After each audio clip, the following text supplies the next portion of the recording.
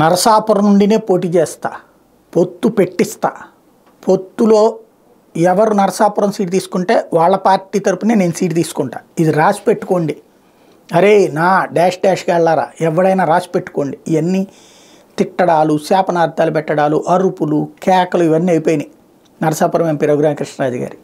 ఇప్పుడు ప్రస్తుతం ఆయన ఏదో ఒక సీటుతో సర్దుకోవడానికి సిద్ధమైనట్టున్నారు, భీమవరానికి చేరుకున్నారు. తాజాగా చూస్తే సార్వత్రిక ఎన్నికల్లో పోటీ చేస్తానన్న సంపూర్ణ విశ్వాసం తనకుందని నరసాపురం ఎంపీ రఘురామకృష్ణరాజు అన్నారు. హైదరాబాద్ నుంచి బుధవారం సాయంత్రం ఆయన విజయవాడ అంతర్జాతీయ విమానాశ్రయం చేరుకున్నారు. ఏ పార్టీయో తెలియదు, ఎమ్మెల్యేగానో ఎంపీగానో తెలియదు, 3-4 రోజుల్లో మంచి వార్త వస్తుందని అనుకుంటున్నా, అమ్మవారిని దర్శించుకోవడానికి విజయవాడ వచ్చానని పేర్కొన్నారు. రఘురామకి తెలుగు మహిళ రాష్ట్ర ప్రధాన కార్యదర్శి మాల్పూరి సాయి కళ్యాణి పలువురు నాయకులు స్వాగతం పలికారు. అంటే తెలుగుదేశం వాళ్ళు స్వాగతం పలికారంటే తెలుగుదేశంలో చేరబోతున్నారు. అలాగే ఏదో ఒక సీటు తెలుగుదేశం పార్టీ ఒకటి ఖాళీ చేసి ఆయనకి ఇవ్వాల్సి ఉంది.